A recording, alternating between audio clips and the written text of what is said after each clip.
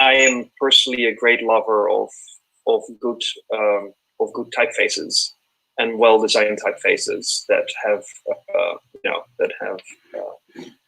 that, let's say, represent that do a good job at representing the culture in which they come from. Also, because I really believe that there is an enormous influence that good type design can have in terms of literacy and language preservation. I think this is an underappreciated effect. But being a publisher, and I'm sure that you can agree, we know that a good typeface is a pleasure to read, and a bad typeface makes you want to throw out the book from the window. And so to do this properly really could mean a lot in terms of like improving the popularity even of Nubian languages and thus their preservation. So having said that, I've collected material over the years, thinking about this. And so I wanted to give you a little bit of a presentation of my way of thinking about it, which is obviously only one way to think about this project. But I've thought about it for a while, and so I thought it would be nice to share. So you already showed something. So we have a bunch of currently existing font. Actually, the Wendell font, I didn't know. I mean, I know it existed, but I didn't know what it was. So it's nice to know that you figured it out. There are several fonts out there, and they all have issues. So there's Antinoa, which is currently I think, at least among the scholarly community, the most widely used font. The problem is I mean, there are good things about it. It's free, it's open licensed. It has all the accents and diacritics that you may want to need as a scholar. So it allows you to produce scholarly editions of Nubian texts. But it is encoded in TrueType, and it's not been updated since 2012. And as a result, it's no longer really compatible with the latest Word versions. There are some issues with the Unicode encoding and so on. So like, this is already becoming rapidly obsolete and unusable for the scholarly community, especially with those who use something like Word. Moreover, it is based on the upright Coptic letter form, like all the other fonts in existence. And I think that this is a really big problem in terms of aesthetics. Then we have Egyptus, which is not used very often, but it's a font that comes out of Egyptology. The font also contains, of course, Coptic letters and a bunch of hieroglyphs. It's also free. It's also encoded in TrueType, but it doesn't have anything that is useful for a linguist or a philologist working on Nubian text. It doesn't have any of the scholarly notations and symbols that you would need in order to produce a scholarly edition. Then there's Sophia Nubian. This has been an effort by the SIL. This is a font that is mainly used by current Nubian speakers. And that's also the market for which it's been made. It is incredibly limited in terms of of what it contains in terms of letters. It's the bare minimum. It's still based on the Coptic letter, and it is the ugliest thing in the world. It's just, I mean, not only are the letters not based on any historical example of Nubian letters, they are also badly current. So like when you print this on a page, it is as if you're swimming in this ocean of letters without any beginning or end. And for example, the Miracle of Saint Mina, of which I did the bilingual edition in Nubian and Namdandi, I had to manually kern every single word to make sure it was readable.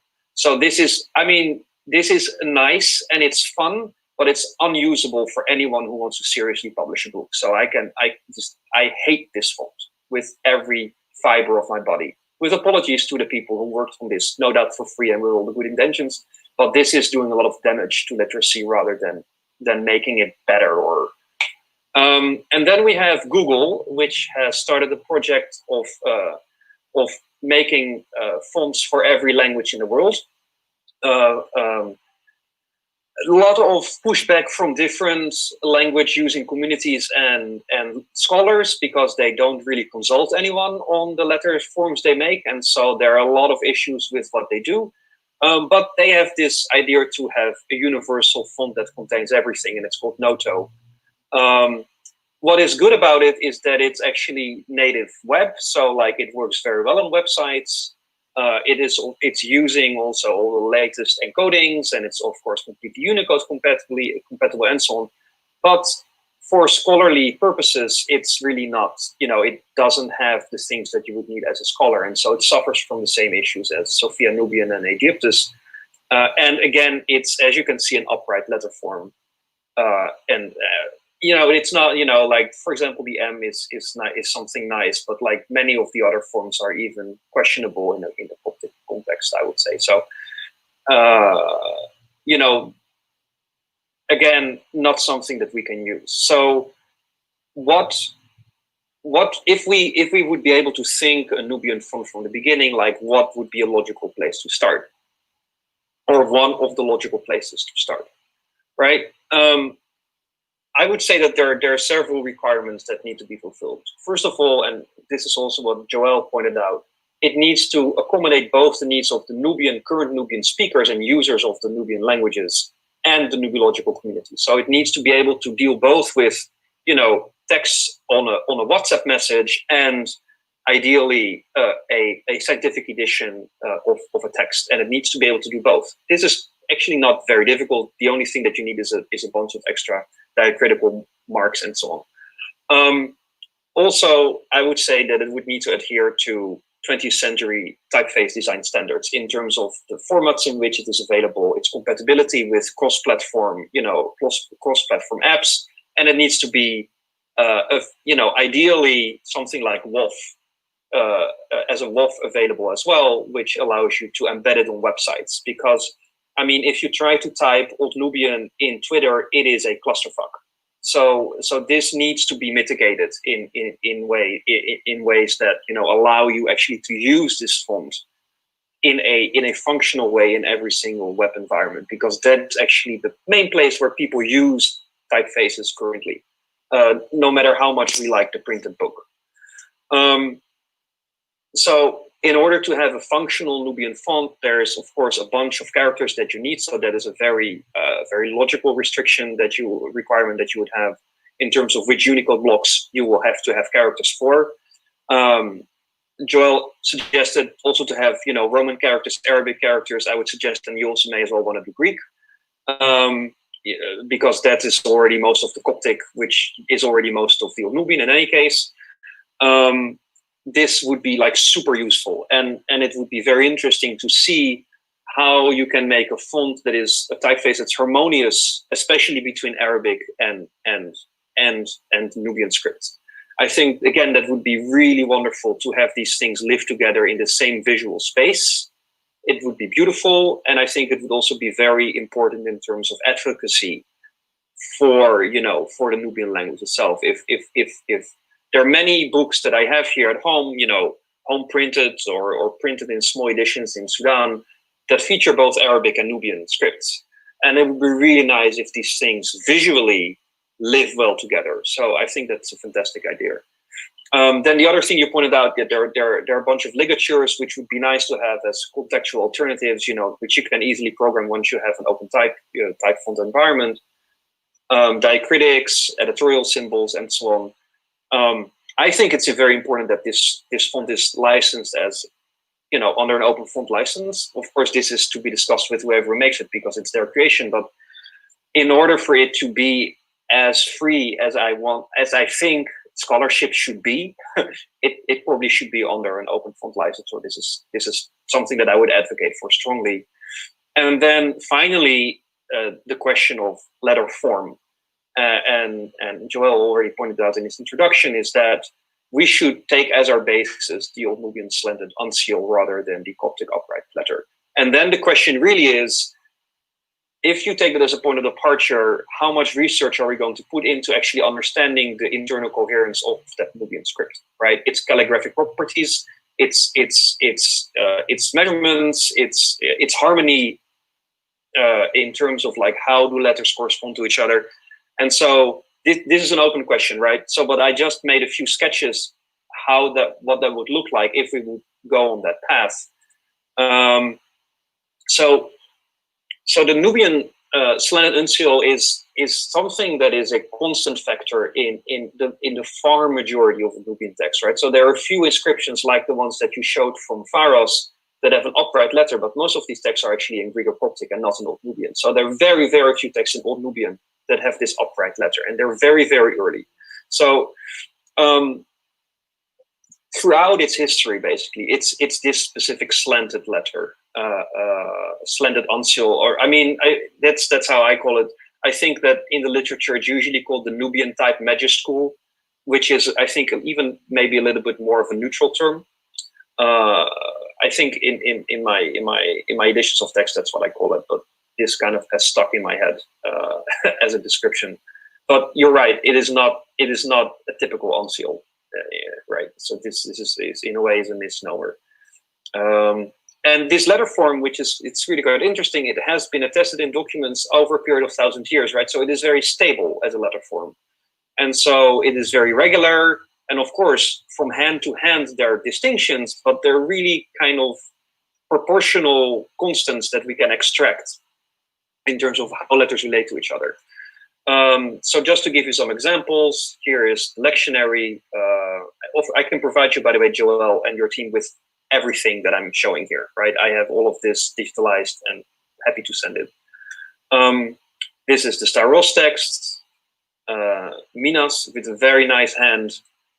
This is Tradichrosomos text, also very, very nice. You see that there's, like here we have really quite thick, thin distinctions. Actually, if you look at the Nicene canons, it's even more pronounced. Here, hardly any thick, thin distinction, right? So there is a difference in this that we may want to think about as well.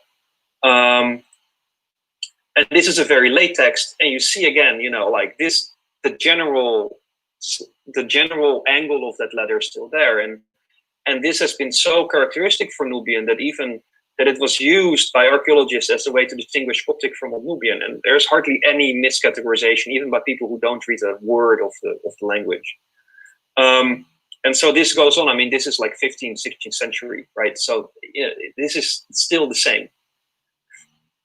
So if we then look at what are the properties, so there's no distinction between upper and lower case. There is a general slant of the verticals of like 30 degrees. This, I've measured it throughout some texts, it's about 30 degrees. And proportionally, the X height is rather high, right? So your ascenders and descenders are proportionally rather short compared to other script types that we have.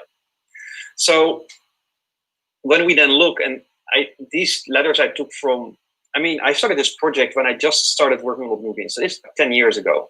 And so this is what I had available back then, and I didn't update this with the newest scans that I have. So, but this is one hand, let's say. This is an analysis of one hand from one manuscript from Cassius-Breen. And so we have a bunch of letters, the majority of letters that stay within, your baseline and your X height here. But then when you start looking at ascenders and descenders, there's this really beautiful proportion, right? So we have with the descenders, they're two heights. So one go a little bit and then one go the whole way. And the proportion is that, as you can see, this is 2 units, this is 1 unit. And then this is 60% and that's 40%. And that is mirrored in the ascenders, right? So the delta goes as far up as the upswing goes down, and then the beta and the gamma, the gamma actually even overshoots a little bit here. They have this height here, and you see that also the loop of the beta is precisely, in here. So, and also the way that this curves here. So there is really a distinct sense of proportion that I think would be essential to maintain. Right, and also relation between letters in terms of like this one is short, but this one is long. And so however we think about it, like these types of proportional relations, I think are key to really make something that resonates with the traditional letter form. No matter how much at some point we may choose to abstract it, or maybe we want to make a sans serif, or right. There are many ways to think about this, but I think there's something about these proportions that you can maintain. Then, same with width, right? So there seems to be like a base unit, which is about the length of a gamma, the width of a gamma. And like the wider letters like mu or omega or psi or phi, they are basically 2 of those lengths in terms of 2 of these widths. The same thing with the horizontals on the tau, theta, and like this swoosh on the angma.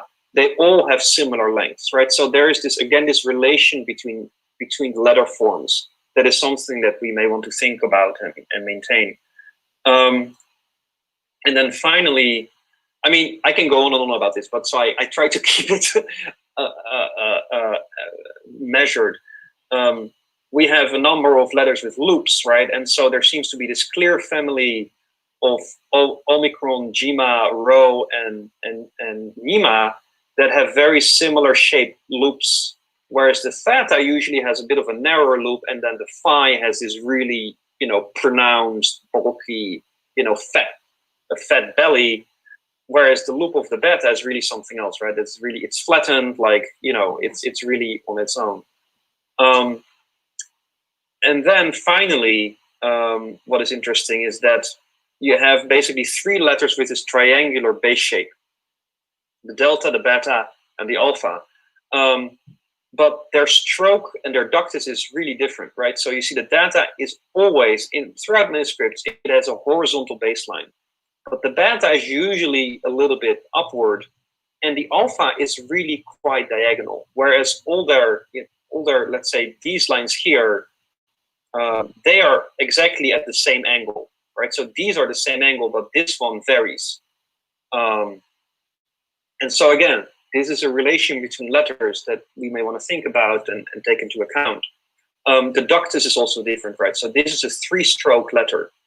These are 3 strokes.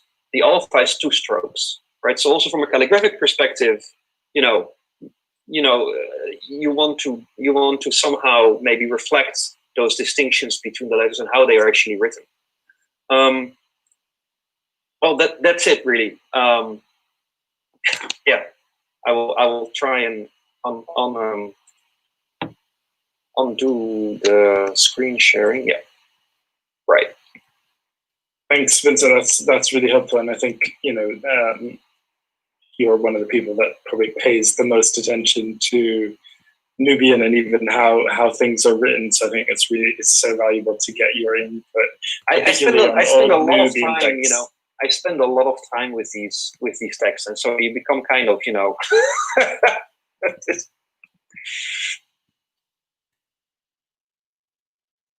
Great. I want to invite anybody else that's participating, whether you're listening here or on Facebook or on, I don't know if it's live on the Twitter feed as well, but yeah, please give some input or questions or any other thoughts if you're interested. I think one question that I wanted to ask just while we're waiting for people to give some input was,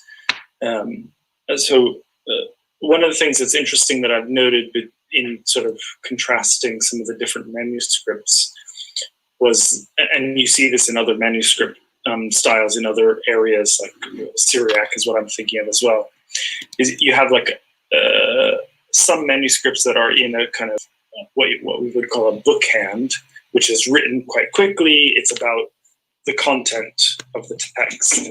And then you have others that are done in a slightly more decorative or belabored way.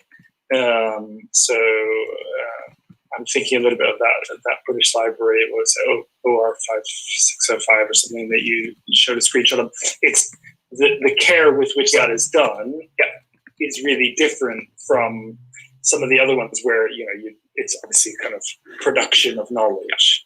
And one of the questions I have around like how this would be used and what people's needs are, like I think, if you're going to be doing a critical edition of a text, you're going to want to be able to do a big block of text that is very legible, that reflects the bookhand, right? That's very clear. But like, if somebody else, say an artist, say somebody like Rami Daoud, like maybe he wants to do, some music liner notes and he wants to put a couple lines in Nubian, like he's going to want something that's more like a display face. So that's a very different style in terms of what you're trying to do with your typeface. And I'd just be really interested to hear from from people what they think about that contrast, and even even within maybe a scholarly edition, Vincent, maybe you want to be able to do like titles that are sort of more elaborate, or something like that, in addition to the kind of the bookend, the thing that's sort of your main text. I mean, unless there's anyone who wants to respond. Okay, I mean, I can say something about the letter. I think that for scholarly editions of a text, the decorative aspect is irrelevant, unless you want to do really fancy diplomatic editions of texts, which is not a luxury thing that we can indulge in as nubiologists, unfortunately. We simply need to produce good editions of the texts that exist, that are legible, and that have, that clearly distinguish letters. I mean, in many cases, in some of these fonts, let's say the non-Coptic characters are really tacked on, right? So the engma is like a gamma with an extra line, and so like the tau is the W sign is the T, the tau, but with a loop on it, and so they become visually indistinct. And I think that is a really big issue. Moreover, you want to signal in a general way what is the character and language of your text, and it would be nice if you could immediately see that something is on Nubian rather than Coptic. You can see it on the manuscript, but you cannot see it in the critical edition of the text, and I think that is problematic too. So as a scholar, I want to have a font that is clearly Nubian, that clearly signals I am a Nubian text and not a Coptic text. I think that would be the most important thing from a scholarly perspective. Maybe not even, I mean, there are probably scholars that really don't give two rats about what I'm saying, but me as a scholar, and maybe I can say something in the sense that I'm the only one really caring about this language after all, that I would really like a beautiful font, and I will support anyone who makes it with everything I have, honestly.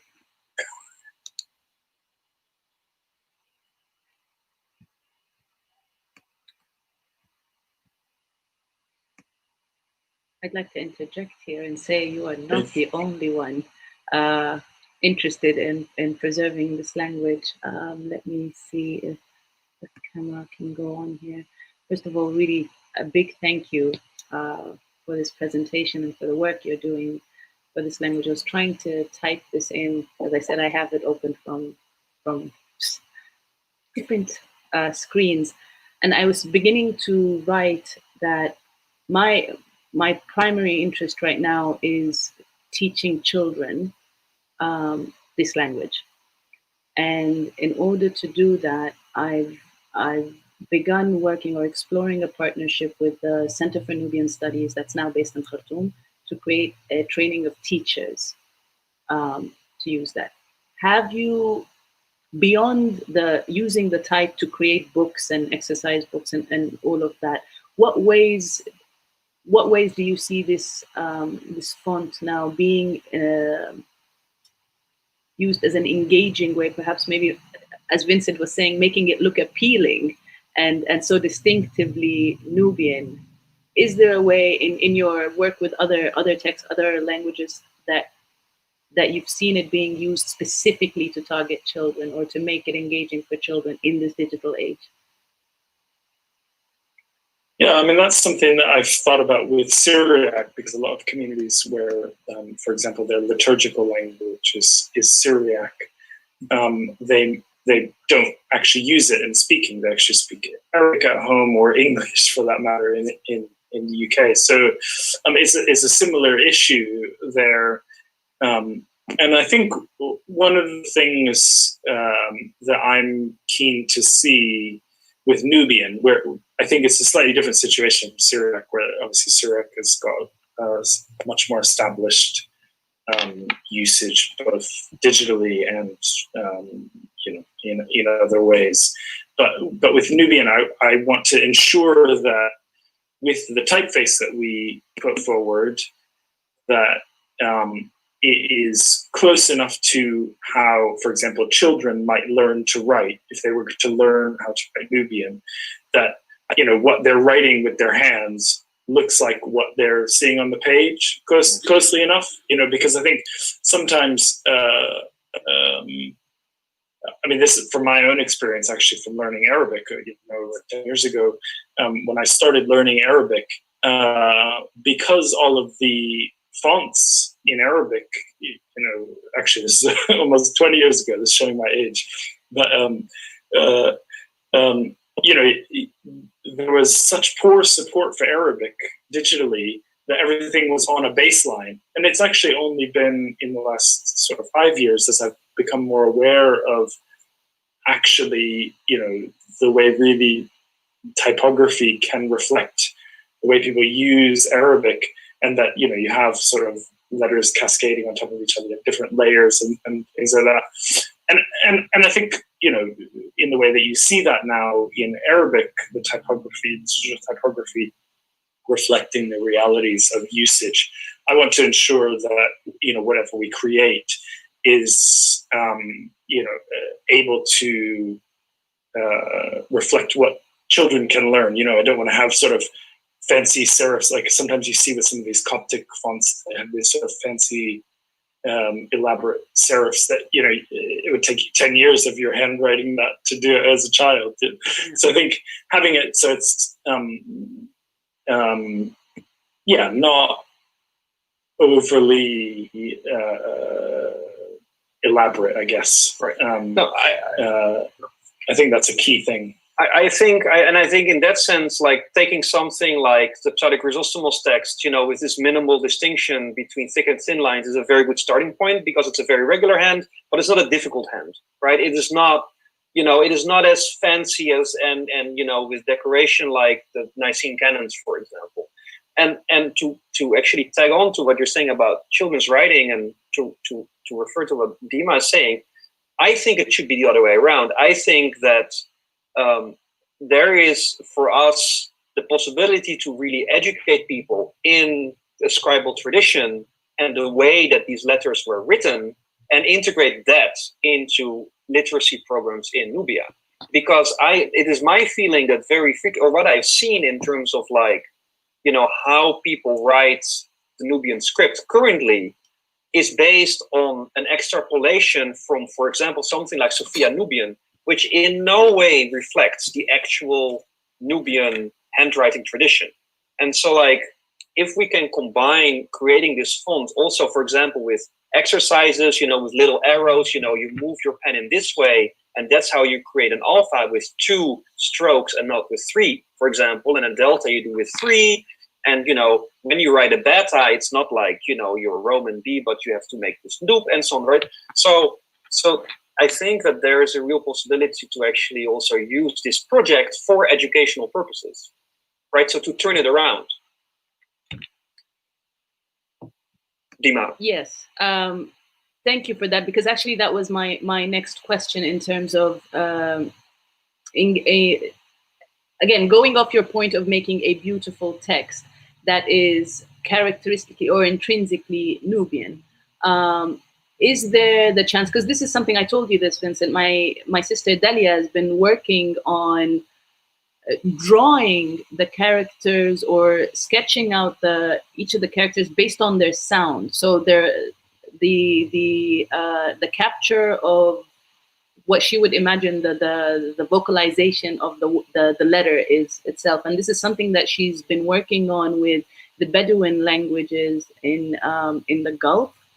And I'm wondering if this is something that Joel and your team might be interested in co-creating in that sense. She was just giving, she was with us on the presentation for women now about using the markings and art in terms of representation and expression of, Nubian history and so on through art. But is there a way to do that, maybe work with Vincent or have variations of people and that pronounce these letters in different contexts that she's able, or the characters that she's able to draw them out and then digitalize? This seems to me to be a calligraphic project, and I think we should distinguish calligraphical traditions and for example, something like relating pronunciation to form, which is an exercise that has been done in many different scripts by many different artists and calligraphers, with creating something that is functional on a daily basis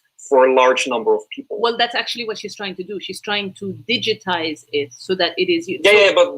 But that I understand what you're saying, and I understand that it can be digitized. But typography, readable typography, is constrained by an enormous amount of formal features that have hardly anything to do with artistic expression, but with the way that the eye works and the way that the eye reads. And there's a very long tradition within typography in dealing with how do we transform calligraphy, namely handwriting, into something that works well on a screen, that works well on a page. And this is unfortunately also a rather technical exercise where we have to deal with white spaces that are, you know, like a tenth of a millimeter, because that's what the eye sees. So I see the appeal of the project of your sister, and for sure it would be excellent to have her input in font. But I think we also have to be understanding that font design in the end is a highly technical thing to do, that deals with the fundamentals of how the human eye perceives information on a page. And there is, of course, an artistic aspect to that, but I would caution against, you know, having too much art in it, to be frank. But I think there's something valuable to be explored there, from especially from the kind of pedagogical perspective. I'm just thinking, you know, I've got a daughter who's 4 years old, and one of the books that she has around learning the alphabet, you know, has these sort of the letter in forms that make it more memorable. And I think actually reinforcing, you know, the form of a letter with the sound of the letter is something that is part of the pedagogical process. So I think that's absolutely something that we can do. And I'm really interested in, you know, that side of pedagogy as well. You know, one of the other things that I do in terms of my day job is around education. And so I am really keen to see that happen in some way. And I think, you know, with a language like Nubian, that you know, people have spoken Nubian continuously. It's not sort of been under threat in that sense. But I think in terms of use of the script and literacy throughout history, it's definitely in a phase of you know, revival. It's definitely in a phase of people having you know, greater interest and so on and so forth. And it's so important to engage children through that process. So anything that we can do that reinforces, you know, the forms of the letter and the sounds is absolutely, you know, after grading the font, that's the second priority, is making it. Yeah, and I think that, I mean, I think that we should avoid thinking of this as a single project, right? I mean, like a Roman alphabet has like a gazillion trillion fonts available, you know, from anything that is absolutely functional and perfectly readable to, you know, completely fantastic imaginative approach to the relation between sound and letter form. So it is just that there seems to be, to me, a real urgency to arrive at a functional Nubian font in the first place. Because as far as I see it right now, you cannot write Nubian properly right now at all on any level. And so in that sense, I take back my first comment in that you are absolutely the one who cares the most of what I know. As far as that, not out of lack of importance, but again, as you said, this is something that you work with. This is basically it's your home. This is what you interact with, and seeing it vanish even more and more, and any use of it is somehow distorted. Actually, we have a comment on Facebook, a question on Facebook for you. I guess this is where the distinction is, and I definitely, this is not my area of expertise. I absolutely know nothing about it, and when it was time to look into creating a predictive text or whatever, or the keyboards. It's not my area, which is why I rely and call on the experts when it's that. That being said, Delia is a graphic designer, and so in her creation of these things, she's definitely looking at the functionality of things and not just the aesthetic aspect of it. But it did really ring true to me, the need for the language or the font to be distinctively Nubian, because I attended the old Nubian and Coptic. Hello, senpai? Hi, it's me. Bonitas, todo lo que el capitán necesita. Nadie nos detendrá. Ustedes son mi Kamehameha.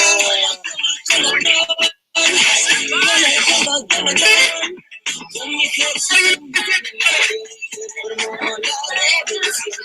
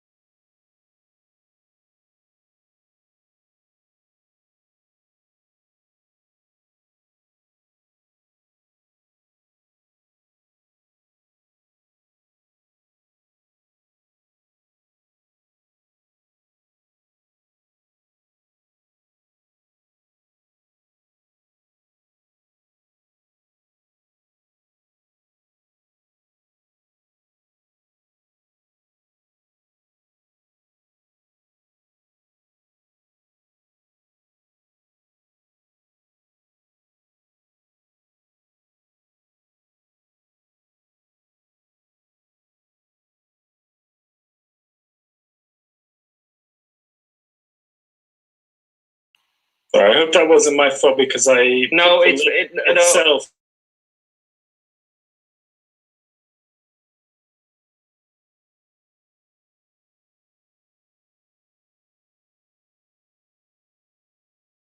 People as well, so be it. No, it's fine. We are okay and back live. Let me just take this banner off. I'm locking the meeting. And okay, I don't remember what I was saying, which takes me to Ruba's question from Facebook.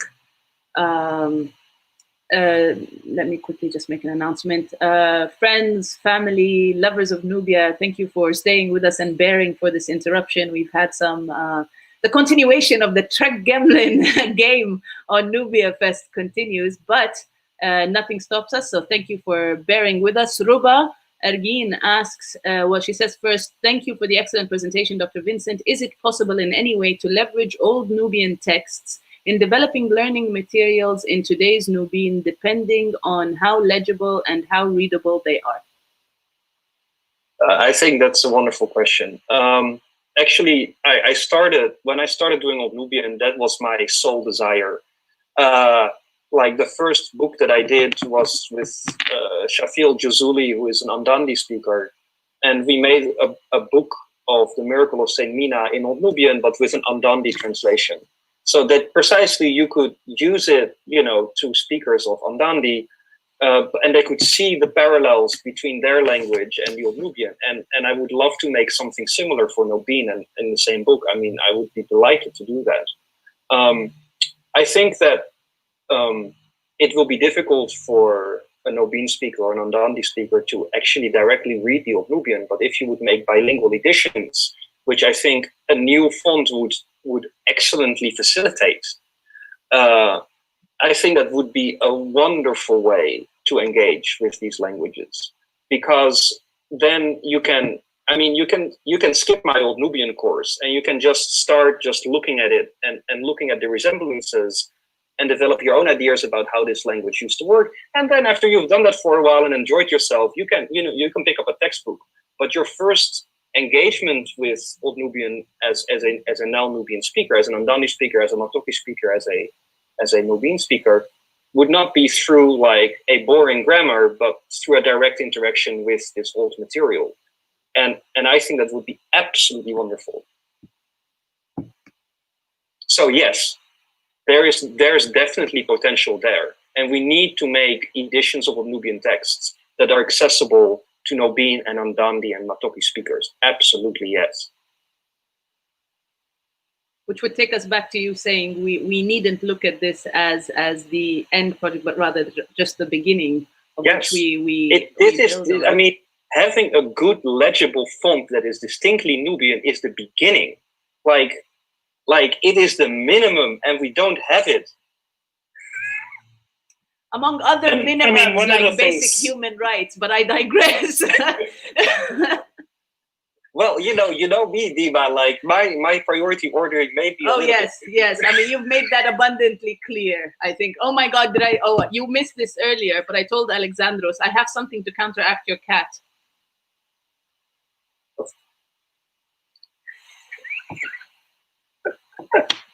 We have a comment from Twitter. I hope I'm pronouncing this correctly. Tiro Typeworks. This is a really great discussion.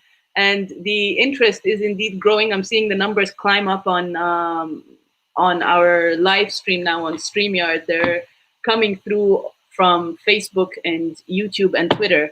So again, thank you for this. I remembered what I was saying before the technical interruption.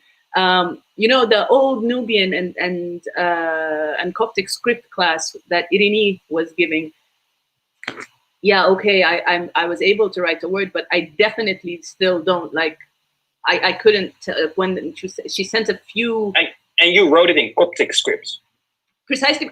I saw that it was an upright letter. I see you getting really emotional about this, but I have no. I'm crying, Dima. I'm literally crying. Oh no! Here, Vincent. It's okay. It's okay. Is it? You can see that this is really the end of the week, and we are degenerating. And this is the end of the week for you. It's only the beginning of the week for me because I start Africa Week 2020 come Sunday. So yeah, again, let's see if we have any more. But sorry, what is the question of Tyro Typeworks? It wasn't a question. It was just a comment that this is a really great discussion. We have this is great. Thank you.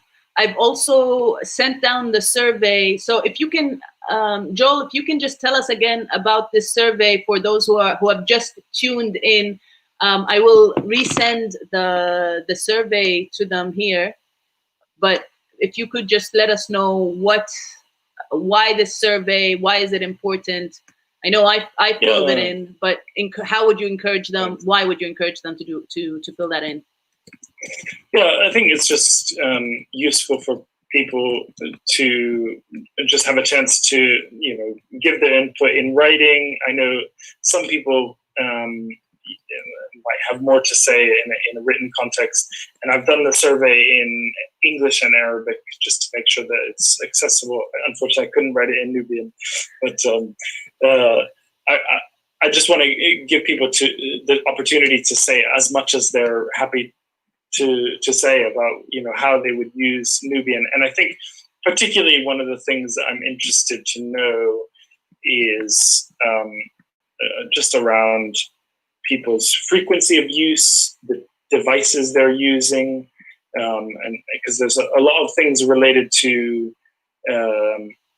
like technical support of a font. Some of the things that obviously Vincent has shared are going to be very helpful around that. But I think like even things that people might that are using contemporary Nubian languages, they might say, oh, well, I use this app a lot. Like I need to make sure that it's working for this, or I need to ensure that it's working on an older Android device, or whatever it is. I've just tried to be as inclusive as possible, and also a lot of the questions are trying to understand some of the use cases that might be multi-script, because I'm really keen that this this typeface or font family works not just for Old Nubian, but that people that are wanting to use old, a Nubian typeface that's based on the scribal traditions of Old Nubia, for thousands of years, that they can also use it in, with Latin characters and Arabic characters. Because I think one of my concerns also is that particularly people that might be completely fluent in Nubian in terms of speaking, actually their language of literacy might be Arabic. And that's one of the reasons why, Vincent and I have talked about doing this learner's grammar in Arabic, because that's one of the challenges that I lived in West Africa as well for a few years, where people will be literate in, their kind of mother tongue, Fulani or Bambara or Soninke, but they'll be fluent in it, but they can only read and write in Arabic script. And so, I'm keen that all of the options are open, and that we're including as many people as possible, and that can build some energy around using this Nubian script in a consistent way. Because actually, when there's a problem between one community using it one way and another community using it another way, it actually creates more divisions. Oh my God! And who needs that, right? Right. I mean, I think that could be another function of the Arabic. So there are proposed Arabic orthographies for the now Nubian languages that are sponsored by specific political groups among the Nubians and specific educational institutions. In at least in Sudan, there's one university that claims to have Nubian studies and consistently teaches Arabic orthography. I think that is insane, but I think we should not exclude it from the font itself, because there are specific Arabic characters with specific diacritical marks for certain sounds. And I'd rather have a good Arabic font in which, at least if you choose to write Nubian languages in Arabic, you can do so well and without any spelling mistakes and easily, rather than retrofitting some existing Arabic font and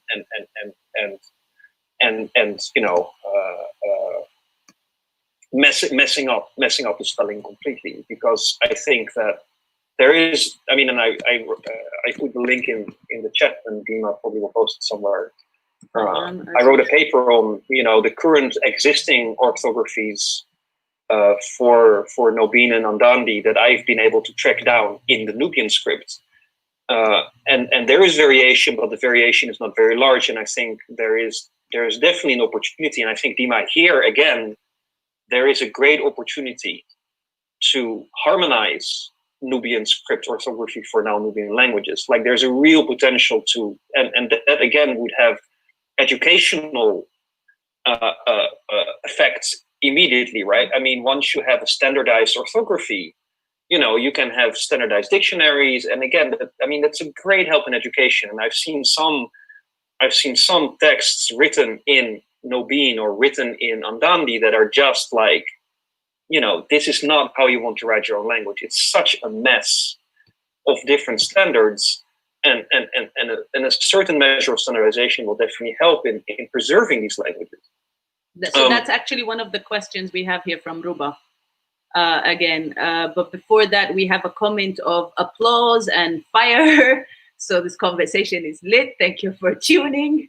Ruba asks, in your opinion, Dr. Vincent, what would be the ideal orthography today for Nubian, putting into consideration the target learners' diverse backgrounds? Now, I posted the links, the white paper, as well as the presentation. So please take a moment to save those, because they will be on our Facebook pages, both the Nubia Fest and the Nubia Initiative, wherever you're tuning from. So If you're and there works in progress, yes. I mean, so especially the white paper, I really intend to expand, because I think that there's a lot more to say about it, and I actually invite people who have linguistic material in the Nubian languages, in the Nubian scripts, to send them to me so I can do comparative work, comparative orthography, let's say.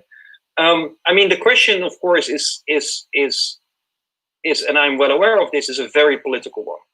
Yes, so the question is, in which scripts should Nubian languages be written?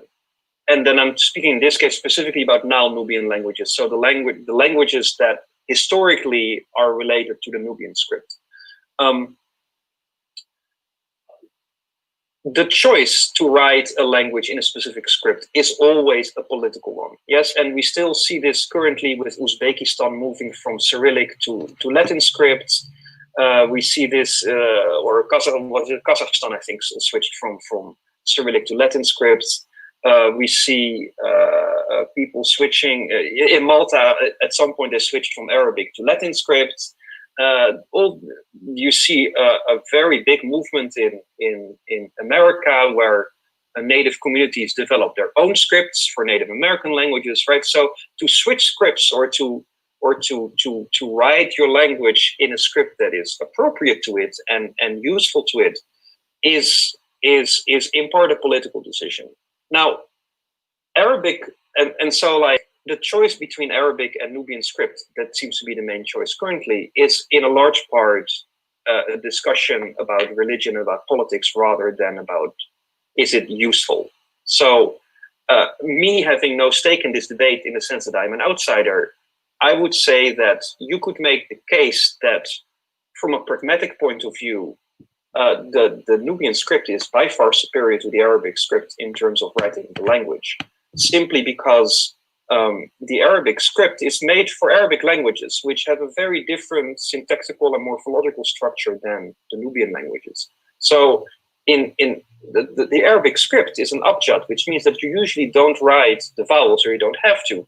And you can do that with Arabic because the entire Arabic morphological system is based around these roots consisting of several consonants, right? So it is intrinsic to the language to place emphasis on consonants and these root structures, and have vowels contextually determined. Now, Old Nubian and Nubian and Andandi and Matoki work in a completely different way. Vowels are very important. There are many different vowels. Arabic only has 3. Nubian languages have 6 plus, plus different 5 with plus different vowel lengths contrasted, plus tone. There are many sounds in the Nubian language that do not exist in Arabic. So for which there exist Nubian characters, but no Arabic characters.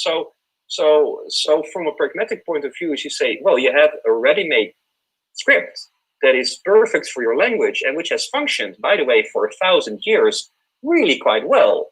Or you retrofit a script that was never made for your language for political reasons on top, of whatever you're speaking. So like, it's legitimate to do this for political reasons. And I understand why you would want to do that. I don't think it's wise, but I see why you would want to do that. But I really don't think in terms of literacy efforts, this is helpful.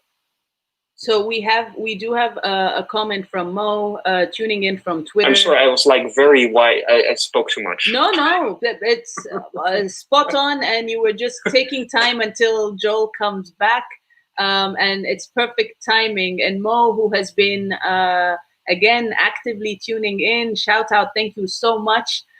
Says, unfortunately, the letter that you put in your comment is showing up as a square or a rectangle on my screen. So I don't know what that letter is. If you want to write it in English, then maybe Vincent and or write it out in English. Is this on Twitter or is this on Facebook? It's he's tuned in through our Periscope live streaming. So he said it's on Twitter. Yeah.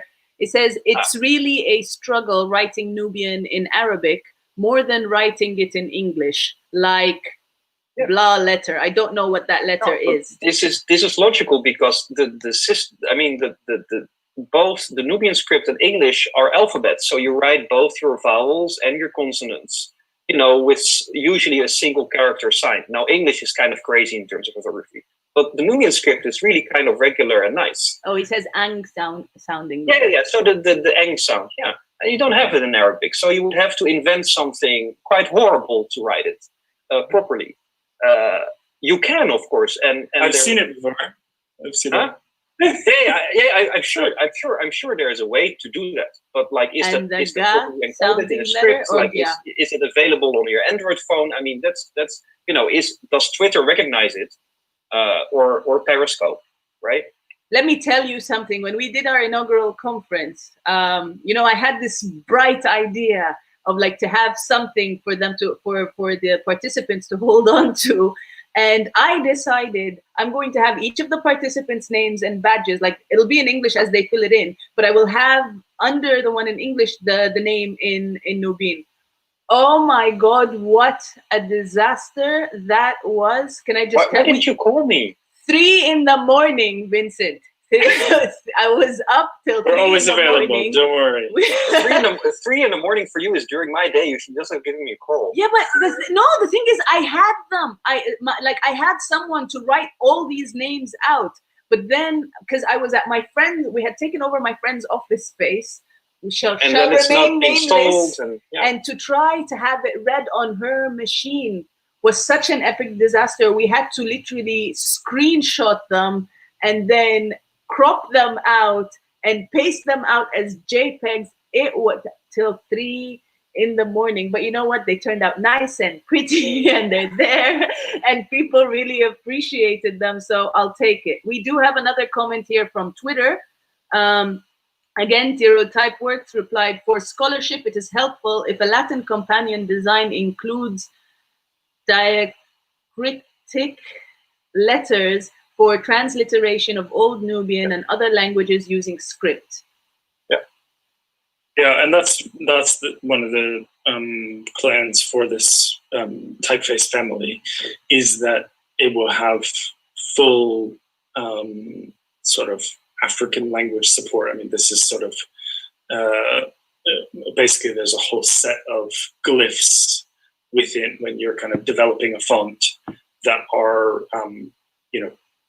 used primarily for rendering African languages with Latin script, and that's one of the things we want to do with this. So that, for example, if someone wants to do something that is comparative grammar of a tonal Nubian language with some other Nilo-Saharan language that's not been documented properly, that they can really do that in proper linguistic way, even if there's some strange plosives and I mean, I think that's so important to be able to do that comparative work, because otherwise, how is that going to be documented?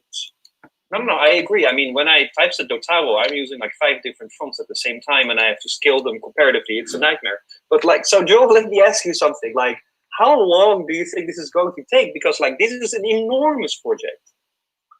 Yeah, I mean, I think it's obviously scaled out of proportion. I think the way it will work is to have some benchmark letters, and the benchmark sort of letter set with Nubian, and then to work with typeface designers on the specific other. So we've got actually an Iranian typeface designer that's part of our team, and actually because Iranian, because Persian languages have a slightly different character set from Arabic, actually there's a sort of familiarity with, and Amir is very familiar with kind of doing Arabic but not quite Arabic. And I think one of the things I want to see is, it won't be, as you've said, Vincent, it's not really possible to do certain types of non-Arabic languages with an Arabic script. But I'm really keen that we do that as much as possible, so that someone that's we should find examples of Nubian written in Arabic script. I would be thrilled to actually figure out how they dealt with certain certain phonological issue, like how like all these geminated consonants, like it's got messy. But so in terms of, I don't know like how long we have, Dima, but like I would be happy to also just discuss some practicalities actually, unless there are more questions. We are the last panel of the day. before we start our marathon tomorrow. I think we have Oh my given God. ourselves a break. Hey, man, it's okay. It's okay. It's the last day, and then you get to sleep. I mean, I'm sorry. Like, you are actually the real warrior. Like, I am not. I am not doing like back-to-back 6 hours of panels. Like, you are, not me. I am exhausted from giving one stupid lecture. I'm already a zombie. Look at this. So, Look at this. The time zoning is real. So Joe, I think, for at least the Nubian part, so would it be useful? So I think what we should first do is to find the manuscripts and the types of letters that we want to work with from, let's say, the collection of manuscripts that we have, right?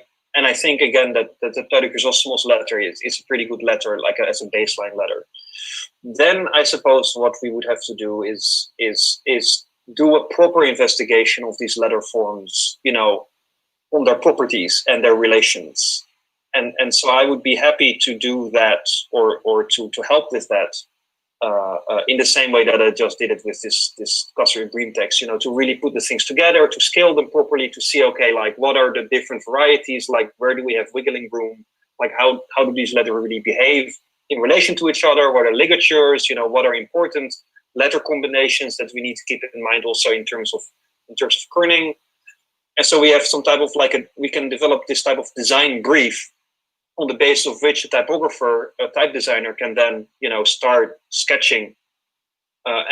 Because I don't think we should start sketching before we have a better sense of the script that we want to design.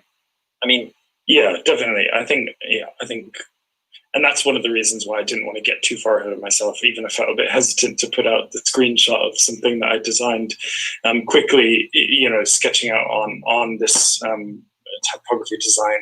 What are you using, by the way? What are you using? Glyphs. Okay, Glyph. Okay, so, good. Yeah. So Glyphs is, it's for great. anybody that's a type designer, it's great for multilingual support and Absolutely. support. And also it's a very powerful tool.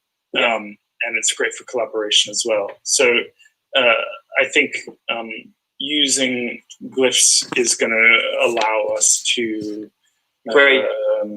really get, have a powerful tool, firstly, to kind of design these things, but also collaborate. Because I really cannot design fonts. Like, it's not something I do. But like I have done a lot of type design together with other people, like for Roman. And like I can help putting together ligatures, like, stupid little tests, right? So like I would be happy to donate my time anytime I have to this. Like, and I think it's great that you're working with this.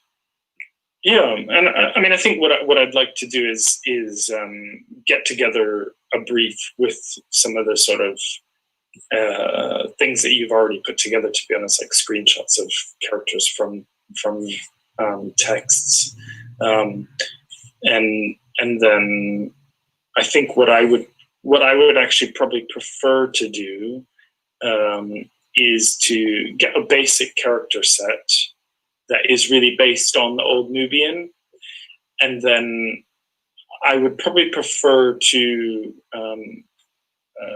kind of test that with some contemporary Nubian speakers before kind of really getting into the extended and the ligatures and stuff. No, absolutely. Because I think we could get a little bit too far down the Old Nubian line before consulting contemporary speakers. No, I completely agree. We just need like the 30 base character sets. Like, we don't need diacritics. We don't need any of that, because like with the base character set and a superlinear stroke, we can already typeset everything, right? I don't want to recreate an edition of Study Chrysostomos now, right? I want to typeset the Miracle of Saint Mina and its Andandi translation in this font and show it to people, and then what can we improve, right? And for that, we don't need. Ligatures are that is a cherry on the cake, honestly, right? These are contextual alternatives that you may want to switch off or on within your, InDesign open type settings, but it's nothing that anyone is ever going to use in daily life, right? So I completely agree with you. Sure, yeah. Did you want to say something, Dima? It looked like you were raising. Yes, I was. Again, we have another comment saying there are alphabetical implementations of the Arabic script, example Kurdish, are using the shapes and behaviors of the script, but assigning vowel values to letters rather than to optional marks. Like in Persian scripts. In part, right? I mean, I'm not a specialist in Persian, but I imagine they do something similar. Or I mean, Urdu is written in Arabic script, yes, right? Sure. I think what the person wrote may not have come through exactly, but I think what they're saying is with Kurdish, they write out all of the vowels, whereas in Arabic, Persian, and I think Urdu as well, you would tend to have some of the vowels be done by like vowel markings, as opposed to so in Kurdish they'll all be long vowels, even if they're not spoken as long vowels, which is a peculiarity of that. But I think I mean that points out one of the things that would be interesting to see with Nubian is I think with the Arabic. Well, initially with the Arabic script, we're basically just going to have something that when you read a page that has Nubian and Arabic side by side, it looks like it goes together. Because quite often, production values on like books published in at least in Sudan, from my experience, generally, quite often there's not a lot of attention paid to typography in that for various reasons. And so I think even just having a proper, typesettable thing that's not just sort of whatever. I mean, that will be a big improvement. But I think from there, I would be interested to see something where somebody that wanted to do proper linguistic documentation of a Nubian language with the Arabic script, transliterating something. So they might have Nubian with Arabic and properly transliterating, or maybe even able to write tones. That would be amazing. I don't actually even know if there is any. Dima, I mean, so like what I remember from being in Khartoum and teaching there is that the place where this happens for Nubian linguistics is the African University. They are the ones who do Nubian linguistics or claim to be doing Nubian linguistics in the Arabic scripts. So the question is, would we be able to get some of their books just to see what they are actually doing? I'll do you one better, and I'll connect you with the Center for Nubian Studies, because I just simply mentioning the Union for Nubian Studies, both their eyes lit up, and one of them, I think both of them were active members of the Nubian Language Society, but one of them was, I believe, one of their instructors, and he's the one who's going to be organizing these training of teachers. So he has the books. In addition to that, they've also created like handbooks, exercise books, and a whole bunch of. But these things use the Nubian script, I suppose. I told you. Oh. Not my circus, not my monkeys. Okay. Yeah. Put me in touch. Yeah. Why not? Yeah. But I know there, and even if they don't have it, I know they have access to the people who do. And one of the people I think in their network is someone who actually vouched to put forward funds for creating something like that would facilitate further the teaching of the language. So that might even be something that you're able to create like a formal sort of partnership where you have this infusion of these texts and whatever they have. We have Mo again coming through with a comment. Nubian fonts will give us a break from being absorbed into other cultures like Coptic or Arabic, which we really urgently need. Ashe. Yes. Absolutely. And that's why it's so important to have a good font with its own identity, because it reflects the identity of the language and the identity of the culture, and it's enormously empowering. Yeah. To have good now, typography. Can I ask a question? Oh no, please go ahead. Can I ask a question, Vincent? If you were going to do another sort of text where you had Old Nubian alongside Andandi or Has or whatever, would you want to have a kind of typographical distinction between them? Because I think I've noticed that some editions where they've got something where they're saying, okay, they're referencing the what a Coptic thing, what the old Nubian would, and then what the kind of contemporary Nubian word that's related might be. They try to make a distinction in the typeface, and I don't know whether that's actually useful.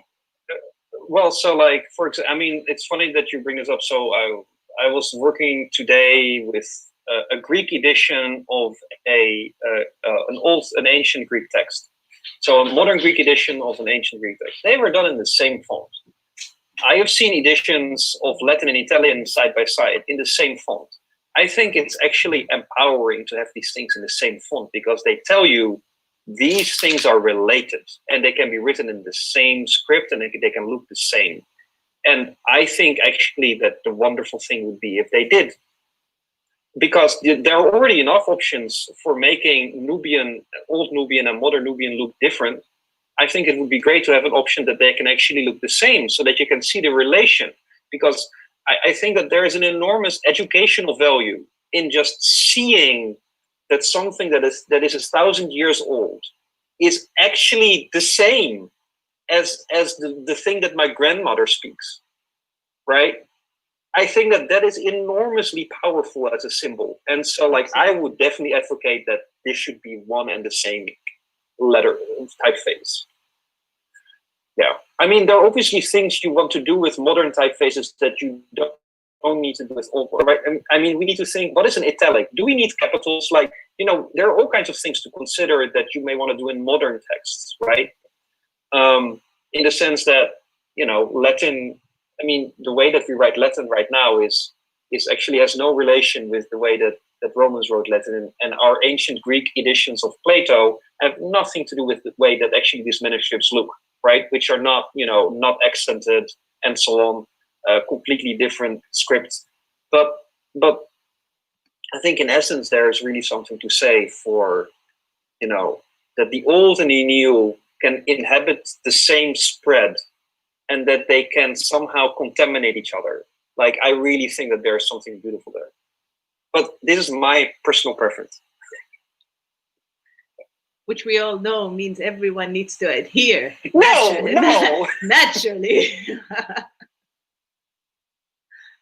No, but you're very right. There is, and this also is a theme that was in the panel before when we were talking, well, not right before, the one before that, the matriarch, Nubia and her women. And in talking about the representation, the centrality and the representation of said centrality of the role of women in Nubian society and in the advancement of Nubian people, is this need to emphasize the continuity of this particular thing, which is, if we're being honest about whether it's Nubian studies or anyone who is really looking at Nubia, there is a very deliberate attempt, there is a very deliberate effort in breaking that continuity, in separating between what is ancient and what is current.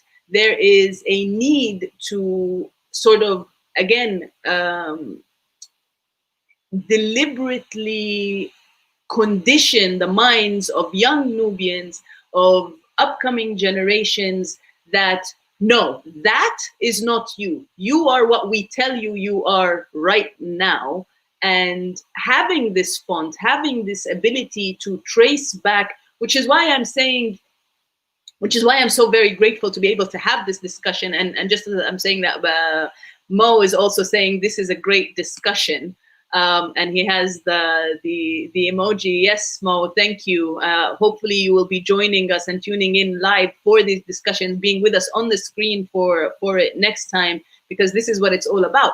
How do we show this continuity? Because unfortunately, Nubians themselves don't have the privilege of access to this information that you have access to as a European researcher coming through, whether to Sudan or to Egypt, and having this access just simply because you come in with the big bucks, or you come in with a shiny logo, or you come in with a big flag that allows access to open the gates for the archives that we simply don't even know exist. Yeah, you're absolutely right. You're absolutely right.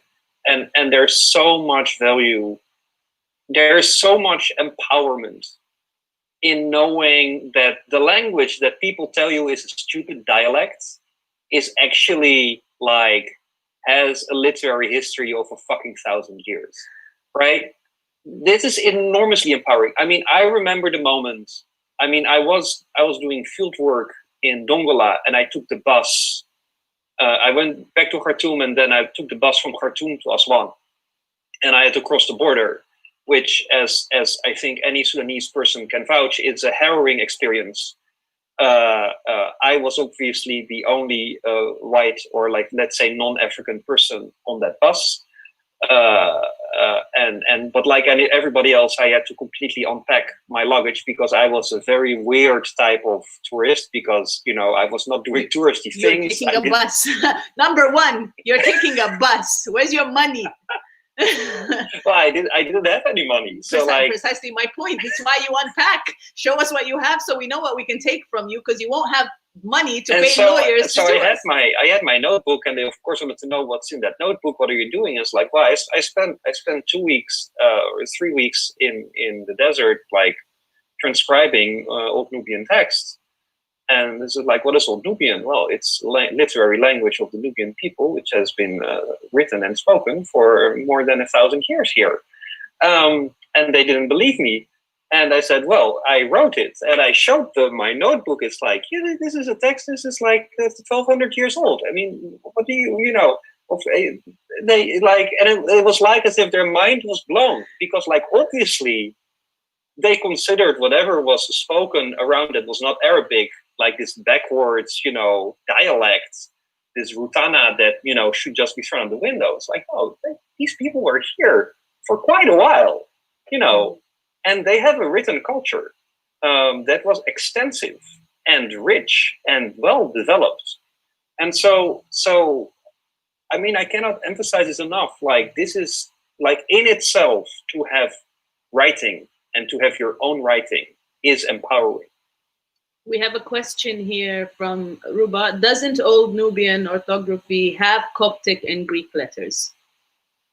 Yes, of course. I mean, because they shared enormous amounts of culture. Like this was, you know, Makuria and Egypt in that time was a multicultural, multilingual, multi-religious society, with people going up and down the Nile and trading and exchanging and talking and living amongst each other. Like, yes, it's true that the Old Nubian script was based on the Coptic script, but it includes also Meroitic letters. It developed its own literature, its own language. I mean, is an Italian going to worry that he is writing his language in the same letters as a German? No. But that's interesting that you bring that up, actually, because just like a snippet from kind of typographical history, German was actually wrong example. Sorry, yeah. But German was actually written in it was printed in a different script for probably 200 years from Latin, and even so, German scholars that would like write on Latin, they would put the Latin text in what we would consider Latin letters, whereas they would put the German in like a fraktur, a Gothic style letter. And I think that's a good analogy for the difference between Coptic and Nubian, or Greek and Nubian, because it is the same, like, you know, Platonic form of a letter, right? You know, same family. Same family. Yeah. A fraktur T is the same as a Latin T, in that, you know, has the same phonetic value or whatever. But actually in Nubian, it has a different, you know, character to it, in the same way that the Germanic, you know, fraktur T is different from the italic T. And I think, you know, sometimes people, and I'm sure people, you know, that have kind of observed this dialogue will say, oh, this is very pedantic or whatever. But actually, like, there is, like, the devil is in the detail. Like, there is a lot of importance in the distinction. And, you know, as Vince has pointed out, like, you can, and people do, write, you know, scholarly texts using fonts that are effectively Coptic, right? I mean, it is possible to do that, you know, with a few variations. but you can do better, and like, let's try to do better. And I think there's energy to do better. I'm saying I'm going to put my time into it. Vincent's saying he's going to put his time into it. Like, let's do our best. Let me see who on Facebook and Twitter will be doing the same. Family, friends, lovers of Nubia tuning in from wherever you are in the world. You've heard them. If you are ready and willing, this thing is live. Just drop the comments. We will find you. We'll create this team and we'll get going, because yes, this is about learning and exchanging of knowledge here at Nubia Fest, but it's also about getting things done. Getting things done. And as we were saying earlier today, it's not just about complaining, and maybe complaining is the wrong word here as I was speaking with Minna. Yes, acknowledge that there are certain things that have been wrong, but let's make it a solution-based discussion. And now the solution is here. We have people who are ready to put the work, people with the expertise to create this. We need input. We need this input to be coming. So for this is to be co-created by Nubians and the users of this language and the people who have the expertise to create something that we are able to use and be functional in using. We do have a comment. Mo here says, please fill out the questionnaire that was posted. Yes, and I will drop it one more time. Well, oh no, I have to rewrite it now. Okay, you know what? Nah. I will do this because. Can I just add to that although I'm committed to this and Vincent's committed to this, firstly, we do need your input, and two, if you are Nubian and you're a graphic designer, or even you know how to use any vector graphics software, like we will definitely find a way to include you in this project. And I can't guarantee it now because I don't have any particular set of funding, but if you want to be involved, and the thing that's stopping you is that you need to get paid, we'll find a way to get money to put towards this so that we can include you in this process. We don't want to be sitting here in London and in where are you, Netherlands? Is that right? Amsterdam. So well, yeah. I mean, we don't want to sort of do this just on our own energy. I think we're saying, we're committed to seeing it happen, but we, it will happen faster if other people want to get involved. So please do let me know, and if you have the kind of capacity to do that, we'll find a way to make it work one way or the other. We have one more comment. In fact, we have two more comments, and I think that was Mo responding to Ruba's question about the Greek and Coptic letters. He said, yes, but it also has at least 4 letters of its own. And I love that we're doing this because most tuned in from Twitter, Ruba's on Facebook, we're on Zoom, and this conversation is happening. I don't know, Liam, but it's because you're this wizard because I still don't understand how you're seeing all of this. The ancestors are working their magic. Hey. Okay, Ruba says, so a writing system of today's Nubian other than Arabic or Latin, which don't represent Nubian either, will not be totally Nubian in the end. Well, I would say that this fantasy of purity is that precisely what it is. It's a fantasy.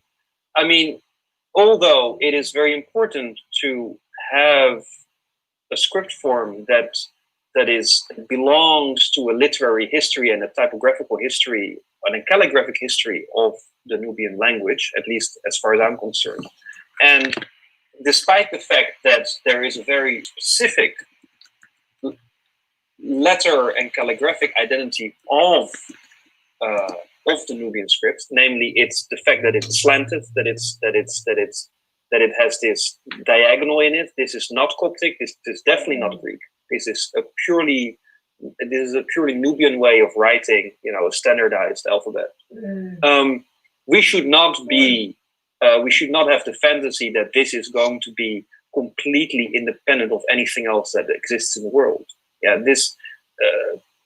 our identities are always shaped through contact with others. And this holds for ourselves, but it also for our scripts.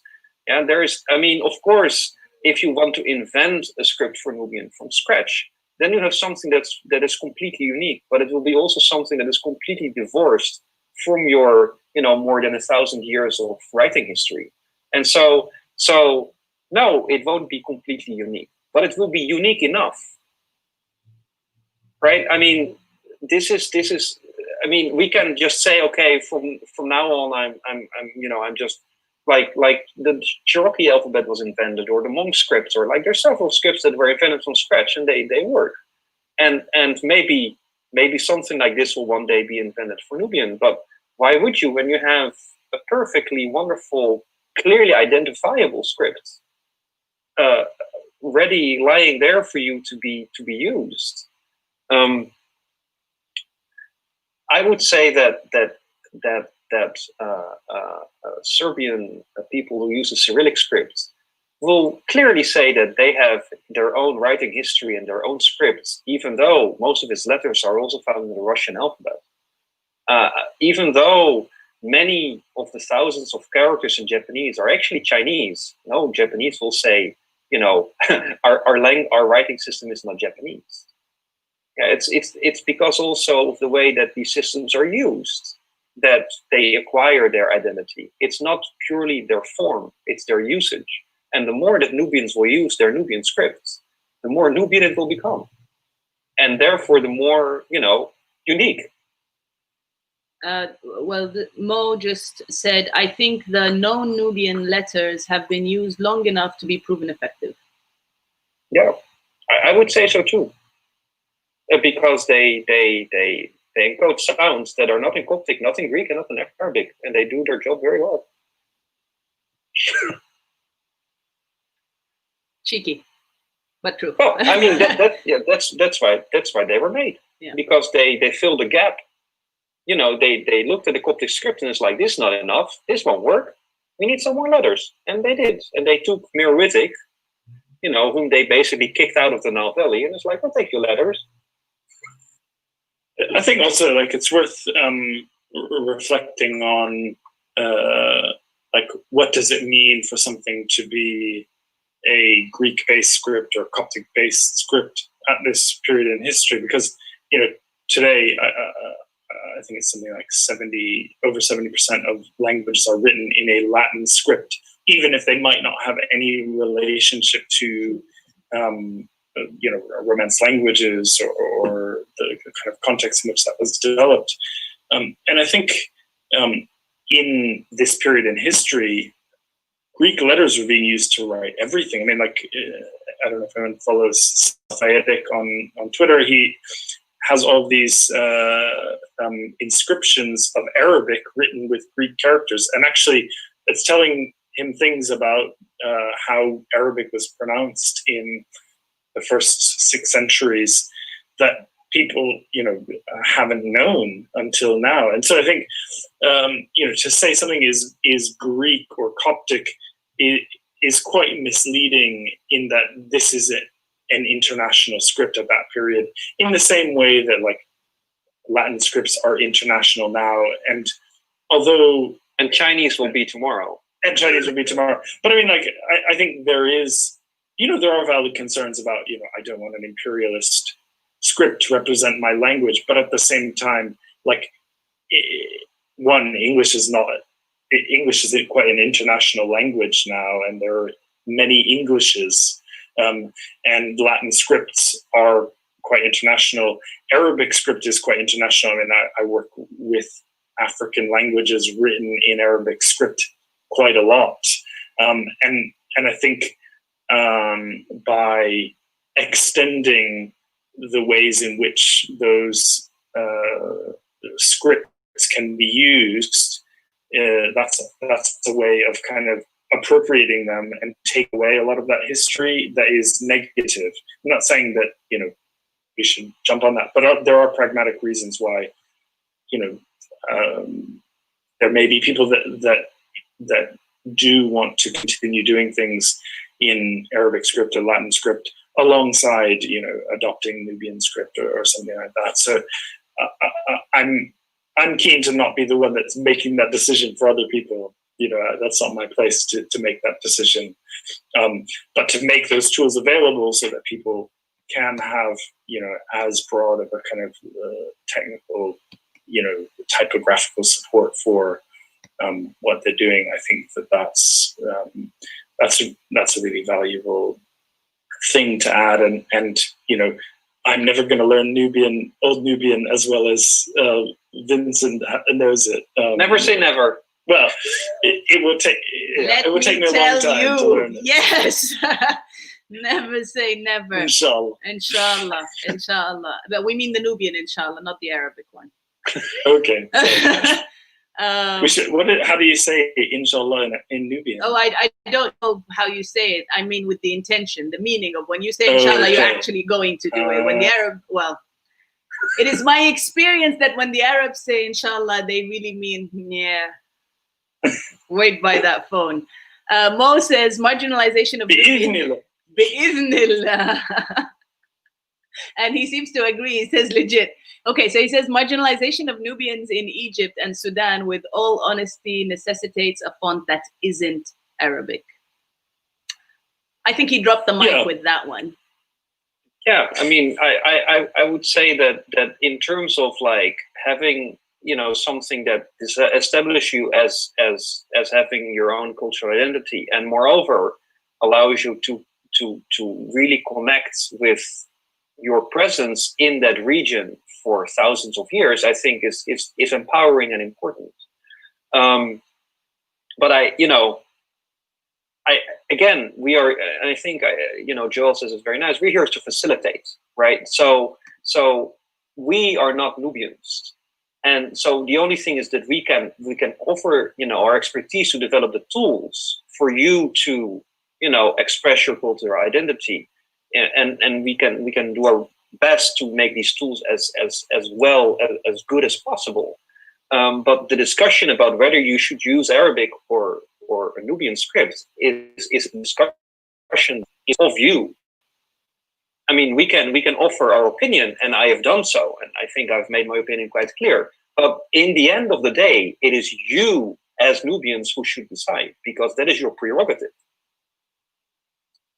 That raises another question for me, actually, just in terms of, because I've lived in Sudan. I lived by Jabal Mara, and like the people there as well, like speaking Fur, like their relationship to Arabic, although that's like the primary language that they communicate with others in. It's a very contested relationship, and Arabic is a bit of a tainted brand, isn't it? A toxic brand. So I don't want to sort of put together like this Nubian typeface and say, okay, here's Nubian, Latin, Arabic all together. You decide. If people are going to say, oh, there's Arabic in it, I'm not going to touch it. Haram alayk. So what is the perspective? Should I say, actually, okay, here's just the Nubian, we'll release, for people that want to use them together side by side, you can get in touch. Should we just keep it separate? Because quite often with typefaces, with fonts, you release the whole character set together. But I don't want that to alienate anyone if they say, I only want Nubian, I don't want to, just alik. I don't want to see your you really have lived Latin. I don't want to see your. I think we should. I mean, again, why don't we just offer the option? You can either have the entire thing, or you can just take one part. Maybe you only want the Arabic part. He says it so simply, doesn't he? Okay, we have feedback from Ruba saying, agree with Mo. Practicality and how available softwares in Old Nubian orthography for today's learners remains the question. Sorry, come again? She was agreeing with Mo with what he was saying, and then she said practicality and how available softwares in Old Nubian orthography for today's learners remains the question. Yeah, this is indeed the question. And that's, I mean, one of the reasons I think why it should be on an open font license is so that you can openly share it. You don't have to pay for it. One of the reasons that I think that, you need to have the font correspond to certain digital standards to be, working online and so on, and to be, I think, eventually actually actively cooperating with people like in Microsoft and Apple to have the font like standard become part of a standard installation of Word, for example, would be key, right? I mean, because this is one of the issues. You open Word and you can't write Nubian, right? That should be mitigated. And the only way we can do it is by having a good font and then going to Microsoft saying this, please include this in your standard installation of Word, because, you're underserving a community of a couple of million people. So I mean, but that is the advocacy that comes with creating a good product like this, is then you can say, please take this and use this. Right. Because it fulfills all the criteria, the technological criteria, it fits it checks all the boxes, like it has a complete character set and so on. And so it is up to the standards that these companies require a font to be for them to integrate it. I mean, I'm not sure if we'll manage to do this, but it certainly should be an objective. Yeah, I mean, that's why things like Noto, like, Google pushes Noto so hard across the web, because it meets certain criteria and it allows them to just kind of do it for anything, right? And that's why if I type something in Nubian in Facebook, or I think even Twitter, it comes up in Noto, doesn't it? Yeah, but for me, I don't know, like it used to be a Noto, but recently, I don't know, a Firefox update happened and it comes in this completely god-awful, ugly, I don't know, like 19th century Coptic script, and my eyes are bleeding. I don't know what's happened. I mean, Noto is despicable in many ways, but at least it's readable. And I mean, I can send you a screenshot how my Twitter in Old Nubian looks. Yeah. And I have a lot of Old Nubian Twitter. It's, it's awful. I mean, and the same actually for the poor Copts, because like their Coptic looks equally ugly.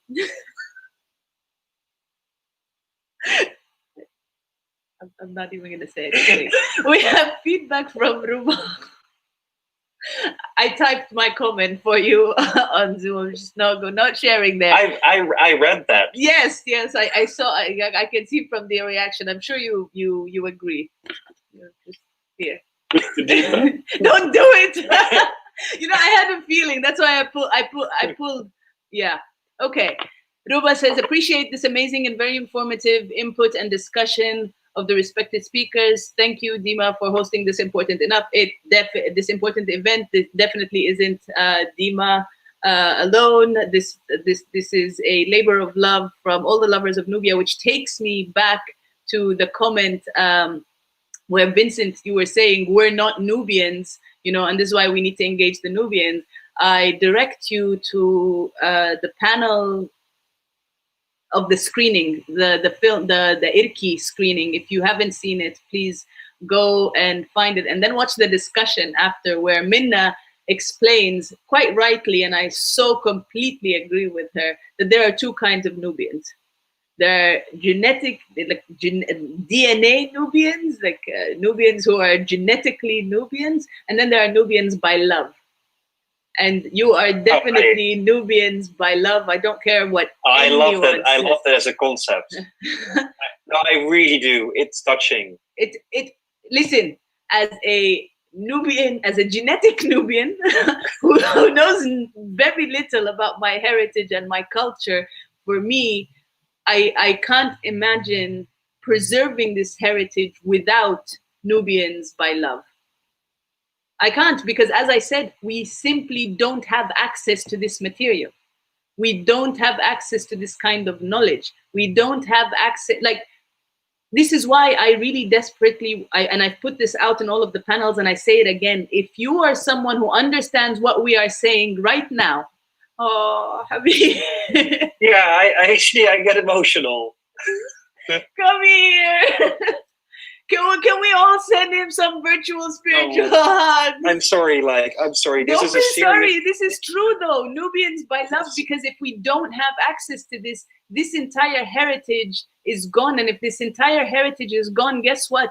Even the Nubians by DNA and Nubians by genetic get wiped out eventually, because we all start morphing and assimilating into Arabs or into whatever or into Kenyans or into Ugandans or into Eritreans or into Ethiopians or into whatever place we wandered out of when these, you know, borders got imposed on us, and everything else alongside it. So as far as I'm concerned, you are Nubians by love.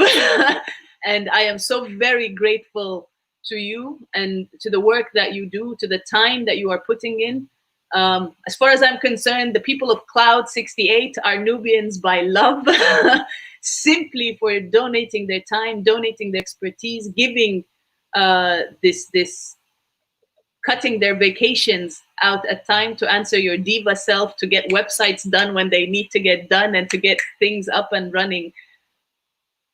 And I'm so very grateful to everyone. I mean, yeah, they completely redesigned the website for next year. They improved it, and I said, please don't launch it yet, but they will launch it like this weekend. Look at that. Look at that. Right. Like, while we're working on this, they're already preparing for next year. Yeah. I'm happy to let them know that they're not the only ones preparing for next year. We have already people who have messaged us, who have emailed us. They want to get involved in the planning. They want to host certain panels. They want to see task forces that are formed based on the discussions and the lessons and the classes and what we've had in this Nubia Fest to prepare for Nubia Fest 2021. And at the heart of everything, ideally, to circle back to the topic of this panel, I would be thrilled if next year in the next Nubia Fest we can present a prototype.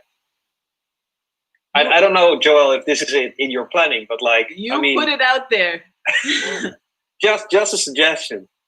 Oh, I think let's make a commitment here now. I mean, even if it's just a basic character set, right? It doesn't even have to be. I mean, it certainly won't be the fully fledged font, because I know how long these development processes are. But like a basic thing, like that we can present a few texts written in Nubian script, and you know. Oh my God!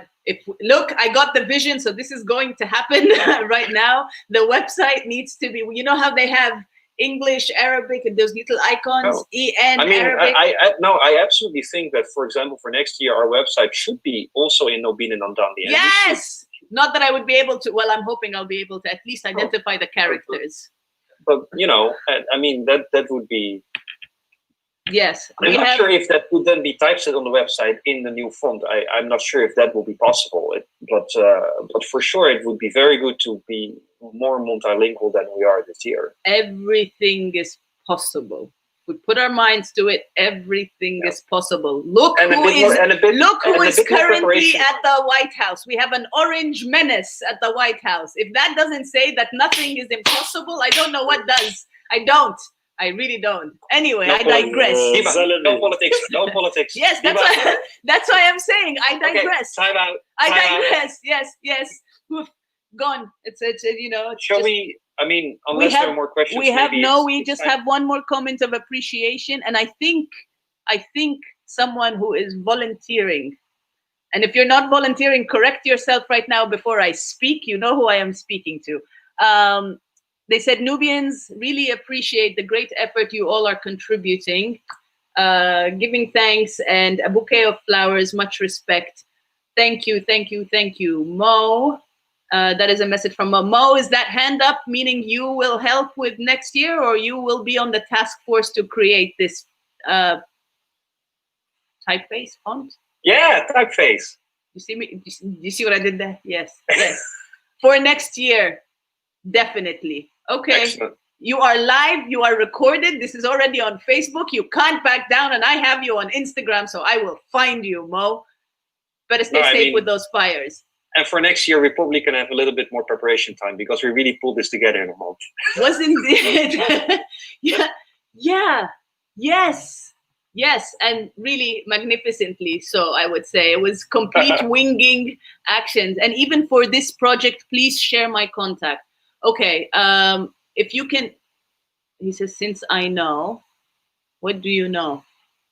I think he also knows, yeah, well, I guess he knows the language as well. Okay, can you send me your email and I will forward it on to Vincent and Joel. I mean, we'll definitely need we definitely will need like a sort of a focus group, you know, of Nubian speakers and writers to evaluate? In terms of, I mean, it doesn't even have to be a technical evaluation, right? It's just in terms of feel, like, how does it look to you? What do you feel about it? I am telling you, Vincent, you are speaking things into existence. You just said you need to create a focus group, and Mo is writing just as you are saying this word for word. He says, since I know many Nubians on Instagram page dedicated to preserving Nubian language. So you have someone who will rally out the Nubians for this focus group. Right. He'll send me the email and I'll forward it on to you. And here we are putting the intention out to the universe that Nubia Fest 2021, we will have some form of prototype to share with you that will be a product of this, and we are holding each other accountable. Hiba Abdul Rasul says, which of these languages is derived from the other? Greek from Nubian or Nubian from Greek? Where is Alexander? They are completely different language families, and they do not derive from each other at all. When you talk about the scripts, then Coptic is derived from Greek as a script, and Old Nubian is derived from Coptic as a script. But in both cases, there have been considerable alterations, both in terms of adding letters to the script, but also in its shape. Right? The way that Coptic is written is very distinct from, or can be very distinct from the way that Greek is written. And Old Nubian is very distinct from the way that Coptic and Greek are written. So they share some of the same genetic material, but they're really different animals. I just put a call out for any final questions, comments, and emojis. Yes, I said emojis. Because I'm toast. I mean, my brain is fried. Can I just say one final thing? If there is anyone listening, or that has, people know of, that maybe it's someone that wants to learn how to do graphic design, or a young person that wants to kind of have some training in that, we're also happy to work with them, even if they don't currently have capacity to do that. Because I think, as Vincent said, yes, we're going to try to work quickly to get a kind of prototype done. But I think this is a long-term project, and there's a lot of things, a lot of learning opportunities through this project. And, if anyone wants to put themselves forward to be a sort of apprentice for this project, we'll find a way to make it work. We can even see if we can do some sort of paid internship for them or something. So if that is something you're able to put in like a little flyer or paragraph or something for me, for two things. Obviously I'm a co-creator of Africa Week 2020, where we have something called the Ubuntu Fellowship, where we are recruiting or putting the opportunities out there for recent graduates or soon-to-be graduates of African ancestry who are working in all fields to get experience in their fields by pairing them with groups, with organizations, with professionals that work on this specific thing. So if you're able to give me something like that, again, it's all a labor of love. What will happen in return is that they get some form of mentoring or professional mentoring in what they are working on, and at the end of the day, they have like some like certificate, or whether it's negotiated towards credit or the university. That's something that we can look into separately. But if you have that, and if you can get it to me before the 25th of September, then I'm happy to release it as part of Africa Week 2020. And this is for any other, if you mentioned you were also in West Africa. So if you're working on any other fonts from the continent as well, that's something that can be there. And if it's just for Nubian as well, I'm happy to push that out there. And also for the Nubia Initiative, that's a way that we're trying to engage young Nubians specifically to take a more hands-on approach with preserving this language.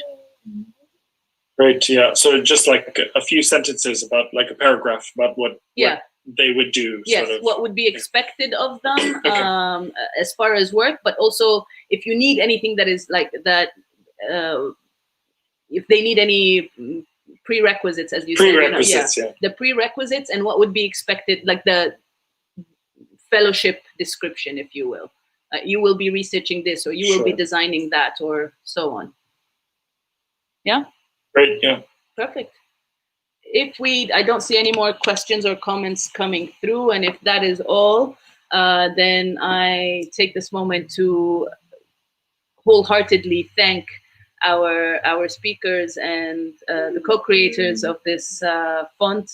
And Joel, I look forward to continuing the conversation about maybe to keep pushing Khaled al-Tanay for that book, and possibly more, just to get more of these publishings out, as far as Memories of Nubia and Stories of Nubia. So thank you very much for this. And for those who tuned in, thank you, thank you, thank you. The survey is in the comments area, wherever you are tuning from. If you're tuning in from YouTube, if you're tuning in from Facebook or Twitter, the links for the survey, please fill in the survey, share the survey with friends, and reach out. On Twitter, it's @for Nubian Studies and @Tara Press. Press. Yeah, it's actually @Press Taras. Oh, @Press Taras. Okay, I'm gonna need to write that out. Could you write that in the chat for me, please? Taras Press. I typed it in initially as Matba Taras in Arabic, and then they switched it to English, so it came out the wrong way around. Oh, so it's Press Taras. Press Taras.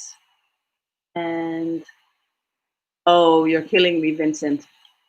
Well, it's all Nubian. You have learned this by now. Where am I? You know, I was just looking through some of these manuscripts today, and I knew that it was from Old Nubian, but I was so surprised how many times this comes up in the manuscripts. Yeah. Because as you can see, even modern Nubians still say Nubian I love. So like this is an old thing. I'm done. Vincent, this is Dr. Vincent, and this is Joe. Don't call me doctor. Listen, at least I'm not saying doctor. Did you see Mazen tweeting out doctor? I'm convinced now. The next step is I'll hold your passport or whatever ID, and I'll say Dr. Vincent. Mitchell. Okay, voila. لو كان عندكم اي اتصال بالعربيه، انا بتكلم العربيه كمان. انا كنت في دارفور في الفاشر يعني سنه وشويه ودرست العربيه. And he says بتكلم معكم طوالي بالعربيه. سمعتوه الاخوه المتابعين معنا من الدول العربيه. تواصل معاه على تويتر باللغه العربيه ممكن، والسيرفي نفسه اسمه استبيان او استعلام موجود. استطلاع موجود بالعربيه والانجليزيه. انا خطيت اللينك السلسله بالعربيه والانجليزيه. تمام.